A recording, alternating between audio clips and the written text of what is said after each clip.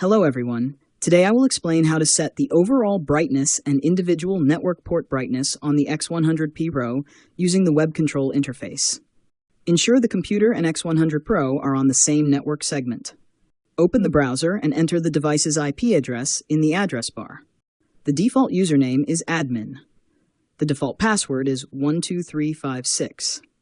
Click Login, and this will take you to the X100 Pro web control interface.